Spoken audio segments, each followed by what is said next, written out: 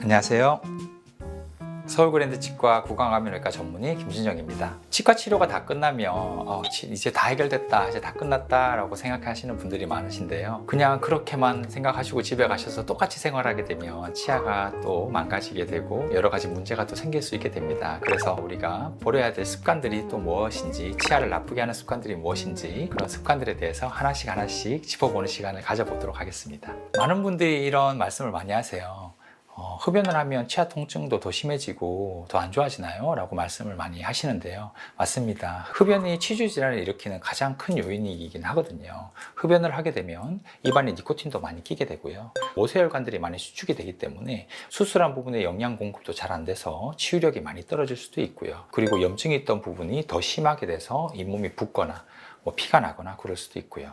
심하게 치주 질환이 많이 이완됐을 때는 나중에는 치아가 다 잇몸뼈가 녹아내려서 결국 치아를 발치를 해야 되는 경우도 생길 수 있습니다. 그래서 금연해야 되겠다, 흡연을 좀 줄여야 되겠다, 이런 다짐을 하듯이 우리가 버려야 될 가장 나쁜 습관 중에 하나가 구강 건강에도 흡연이라는 거. 그래서 꼭 금연을 지켜주시는 게 좋을 것 같습니다. 당장에 금연만 해도 그러면 잇몸 많이 좋아지나요? 라고 말씀을 많이 하세요. 당연히 금연만 지켜주셔도 잇몸의 회복력이라든지 이런 것들이 많이 개선이 되기 때문에 금연만 해주셔도 잇몸 건강에는 많이 도움이 되실 겁니다. 공부를 하거나 일을 하시거나 이런 집중을 할 때, 그리고 잠을 잘 때 이를 꽉 깨물거나 이를 가시는 환자분들이 좀 있으세요. 이를 갈거나 이를 꽉 깨무는 이런 행위들은 치아에도 굉장히 많이 안 좋은 영향을 주게 됩니다. 아무래도 지속적인 치아의 힘 때문에 치아가 깨진다든지 치아에 금이 간다든지, 그리고 미세한 파절로 통해서 치아가 이제 망가지는 경우가 좀 있으세요. 그러면 이런 습관들, 악모는 습관이나 이를 가는 습관들을 어떻게 고쳐야 되나요? 라고 여쭤보시는 분들이 많으신데요. 보톡스를 맞아서 장기적으로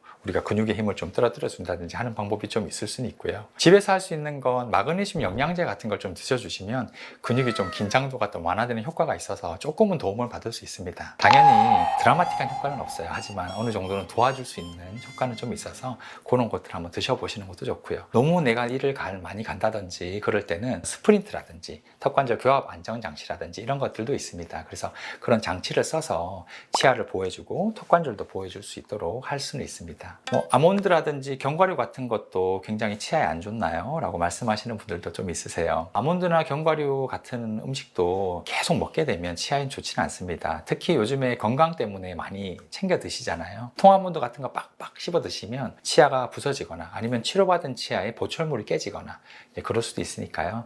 최대한 그런 견과류 같은 거 드실 때도 조금 잘게 좀 잘라서 드시거나 좀 그렇게 해주시는 게 조금 더 도움이 많이 됩니다. 또 무설탕껌 같은 거를 오래 씹는 것도 좀 안 좋나요? 라고 말씀하시는 분들이 있으세요. 당연히 무설탕껌이든 설탕껌이든 오래 씹는 건 턱관절에 좋지는 않아요. 턱관절 질환이 생길 수도 있고, 그리고 나아가서는 치아도 망가지거나 그럴 수 있기 때문에 과도하게 껌을 씹는 행위도 별로 좋지는 않습니다. 보통 환자분들이 식사하시게 되면 이쑤시개 많이 사용하게 되죠. 이쑤시개 같은 경우에는 실제로 크게 좋지는 않습니다. 이쑤시개에 있던 그런 세균들이 내 잇몸에 그런 감염을 일으킬 수도 있으니까 이쑤시개를 가지고 이렇게 치아 사이사이를 세척하는 것은 별로 좋지는 않을 것 같고요. 그래서 이쑤시개를 사용하시는 것보다는 치간 칫솔이라든지 치실이라든지 제일 좋은 건 워터픽입니다. 물을 통해서 치아 사이를 이렇게 헹궈 주시면 조그만한 그런 양념이라든지 이런 것들까지도 다 나올 수 있으니까요.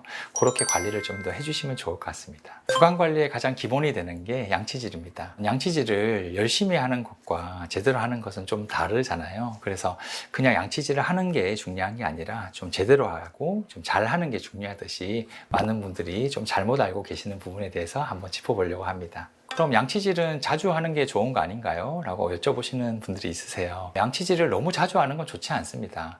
보통 하루 3번 정도 하라고 얘기를 많이 하잖아요. 계속적으로 치약을 통해서 양치를 계속 하게 되면 치약에 묻어있는 그런 연마제 때문에 치아가 마모될 수도 있고 안 좋은 영향을 줄 수 있기 때문에 너무 과도한 양치는 좋지는 않습니다. 보통 양치하는 시간은 2분에서 3분 정도 좀 지켜주시는 게 좋을 것 같습니다. 그럼 추가로 양치하고 싶을 때는 어떻게 해야 되나요? 라고 말씀하시는데요. 그럴 때는 깨끗한 물로 좀 각을 하셔도 되고요. 아니면 물양치 이렇게 하셔도 됩니다.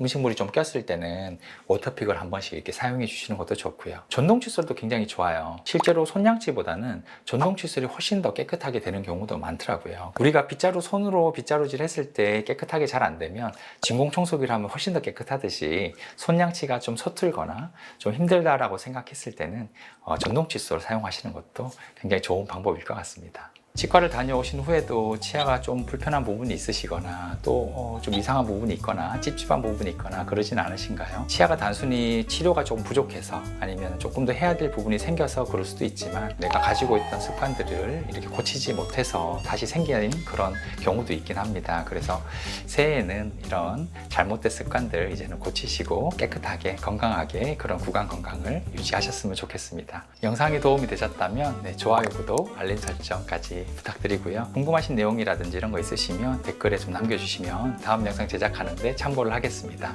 여러분 새해 복 많이 받으십시오.